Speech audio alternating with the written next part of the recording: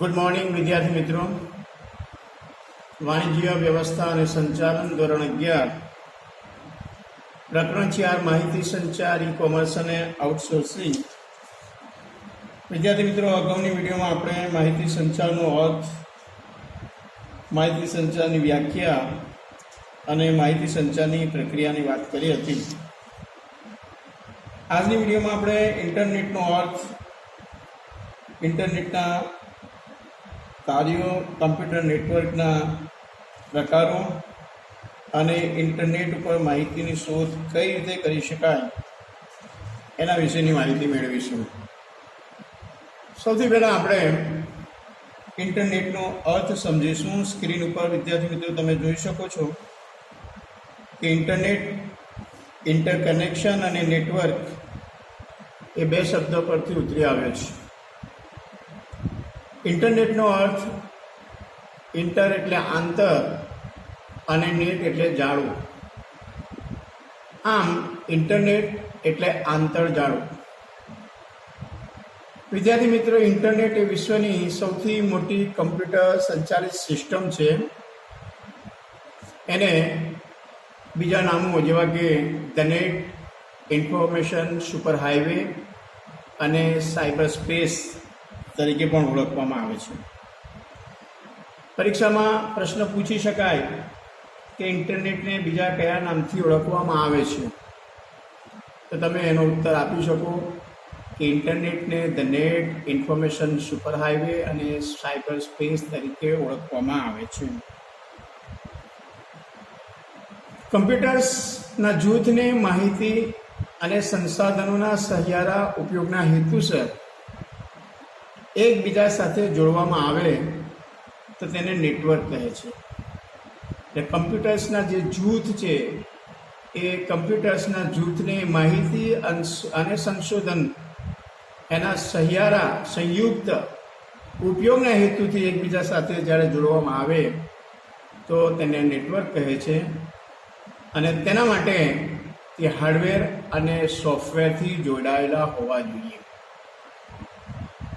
આમ બે કે તેથી વધુ કમ્પ્યુટર્સ વચ્ચેના આંતર જોડાણ ધરાવતા તંત્રને કમ્પ્યુટર નેટવર્ક કહે છે. તો અહીંયા પણ એક ટૂંકો પ્રશ્ન નીકળે કે કમ્પ્યુટર નેટવર્ક કોને કહેવાય?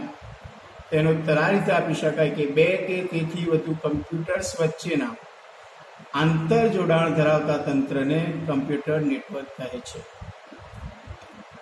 આ કમ્પ્યુટર્સ કોઈ બિલ્ડિંગના એક ઓરડામાં પાસે હોય, વિશાળ જગ્યામાં પથરાયેલી જુદી જુદી ઓફિસમાં હોય કે દૂર દૂરના સ્થળે પણ હોઈ શકે.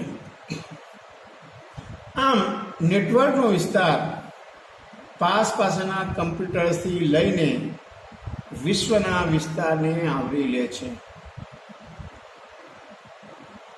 કમ્પ્યુટર્સના નેટવર્કનું નેટવર્ક એટલે ઇન્ટરનેટ. ફરી અહીંયા તમે જોઈ શકો છો કે ઇન્ટરનેટ એટલે કમ્પ્યુટર્સના નેટવર્કનું નેટવર્ક. ઇન્ટરનેટની માલિકી કોઈ ધરાવતું નથી. કેટલીક એવી સંસ્થાઓ છે કે જે નેટવર્કના વિવિધ ભાગના વ્યવસ્થાપનમાં મદદ કરે છે. તો આ થયો ઇન્ટરનેટનો અર્થ. હવે આપણે કમ્પ્યુટર નેટવર્કના જે 4 પ્રકારો છે એની વાત કરીએ.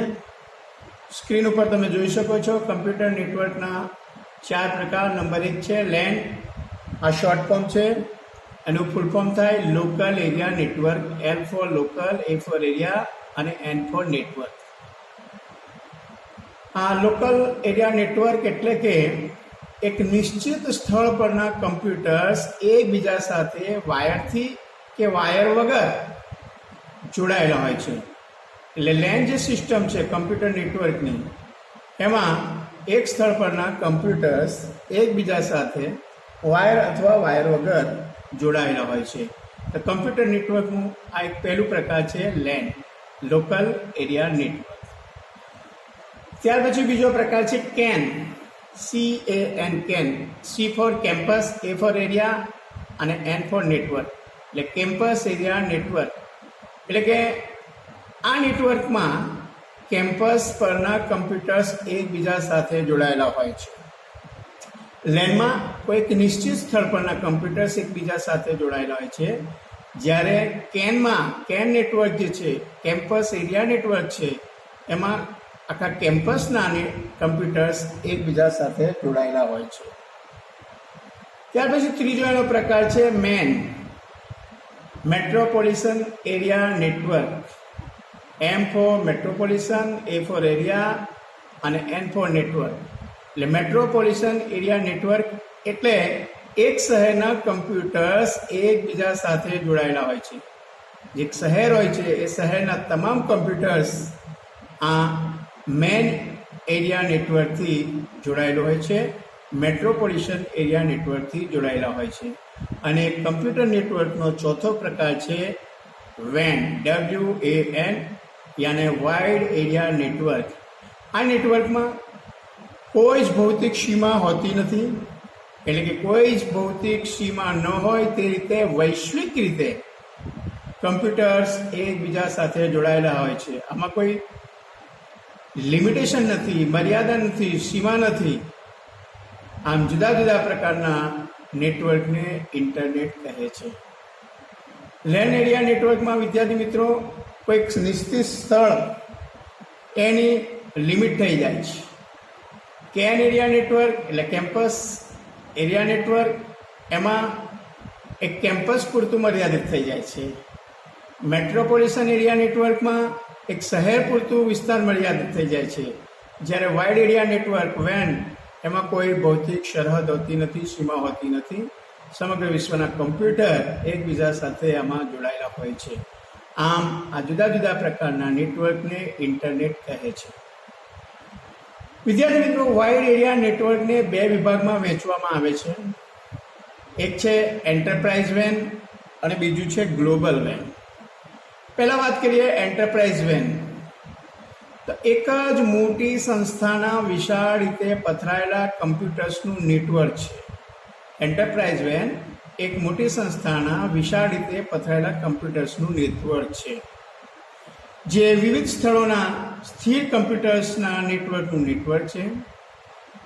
જે સંસ્થા માટે ઊભું કરવામાં આવેલું નેટવર્ક છે. આવા નેટવર્ક ઇન્ટ્રાનેટથી ઓળખાય છે.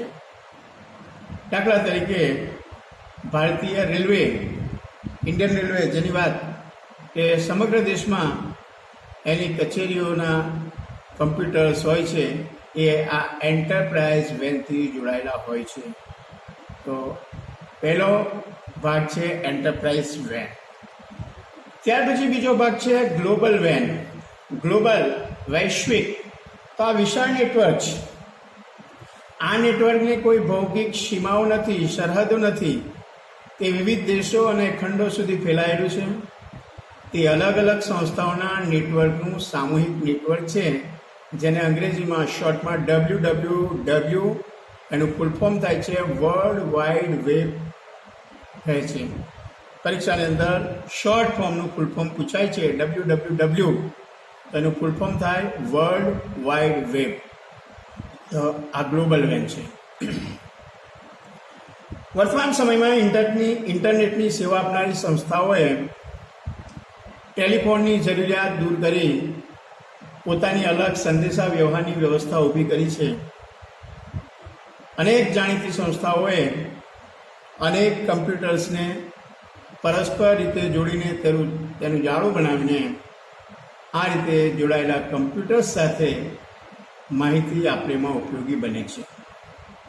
આમ ઇન્ટરનેટ એટલે કોઈ એક મધ્યસ્થ સંસ્થા દ્વારા ટેલિફોનની મદદથી કે કેબલના ઉપયોગથી કે મદદ વગર, વાયરલેસ જેને કહીએ આપણે અંગ્રેજીમાં, સંદેશા વ્યવહારના ઉપગ્રહની મદદથી સંદેશા વ્યવહાર માટે રચાયેલું કમ્પ્યુટર્સનું જાળું.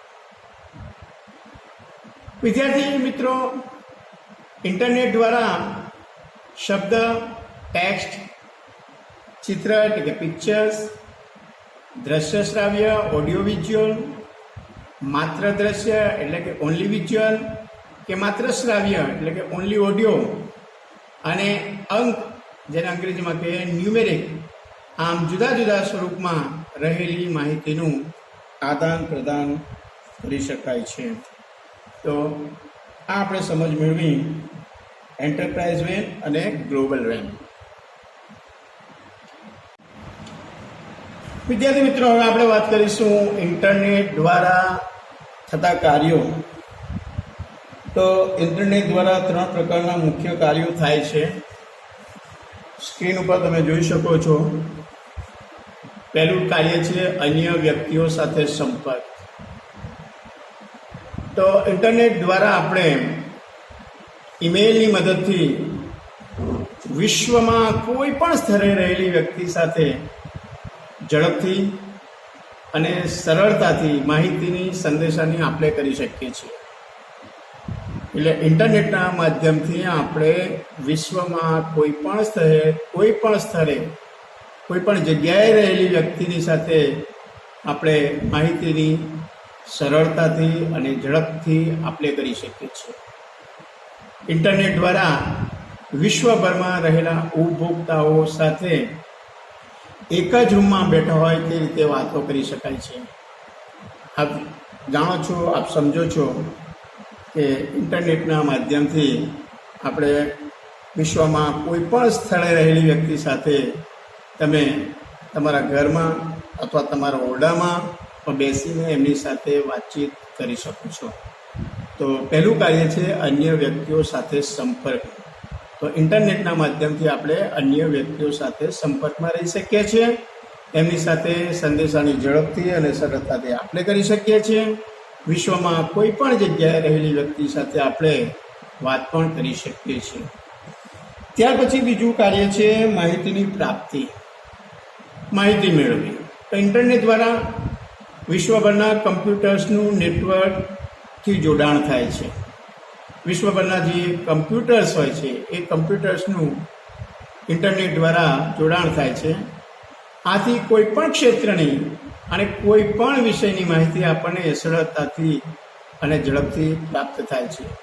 વિદ્યાર્થી મિત્રો, તમે નેટ શરૂ કરો તો ત્યારે તમને એની વેબસાઇટ ખોલવાથી તમે જે પણ પ્રકારની માહિતી જોઈતી હોય એ માહિતી તમે સરળતાથી અને ઝડપથી મેળવી શકો છો. એટલે ઇન્ટરનેટનું આ બીજું કાર્ય છે માહિતીની પ્રાપ્તિ. આપણે કોઈ પણ ક્ષેત્રની, કોઈ પણ ફિલ્ડની માહિતી, કોઈ પણ વિષયની માહિતી સરળતાથી અને ઝડપથી પ્રાપ્ત કરી શકીએ છીએ. તો પહેલું કાર્ય થયું અન્ય વ્યક્તિઓ સાથે સંપર્ક, બીજું કાર્ય માહિતીની પ્રાપ્તિ. ત્રીજું કાર્ય છે અન્ય કમ્પ્યુટર સિસ્ટમ સાથે જોડાણ. ઇન્ટરનેટના પ્રસારણ માધ્યમનો ઉપયોગ કરીને અન્ય કમ્પ્યુટરની સિસ્ટમની સાથે સીધું જોડાણ મેળવી શકાય છે. દાખલા તરીકે બેન્કિંગની સુવિધાઓ આપણને ઓનલાઈન પ્રાપ્ય બની છે. બીજું, રેલવેની ટિકિટ પણ આપણે કોઈ પણ સ્થળેથી મેળવી શકીએ છીએ. એ જ રીતે તમારું ધોરણ 10 અને ધોરણ 12નું વાર્ષિક પરીક્ષાનું એટલે કે બોર્ડની પરીક્ષાનું જે રિઝલ્ટ હોય છે એ બોર્ડ દ્વારા લેવામાં આવતી પરીક્ષા કેન્દ્રનું નિરીક્ષણ કાર્ય ઇન્ટરનેટની મદદથી થઈ શકે છે. એનું રિઝલ્ટ પણ આપણે નેટના માધ્યમથી મેળવી શકીએ છીએ. તો અન્ય કમ્પ્યુટર સિસ્ટમ સાથે જોડાણ આ ઇન્ટરનેટનું ત્રીજું કાર્ય છે. તો વિદ્યાર્થી મિત્રો, આજની વિડીયોમાં આપણે ઇન્ટરનેટનો અર્થ, ઇન્ટરનેટના કાર્યો અને કમ્પ્યુટર નેટવર્કના જે 4 પ્રકાર છે LAN, CAN, MAN અને WAN એની માહિતી મેળવી. અગાઉની વિડીયોમાં આપણે ઇન્ટરનેટ ઉપર માહિતી કઈ રીતે તમે સર્ચ કરી શકો, શોધી શકો એની માહિતી મેળવીશું. Thank you.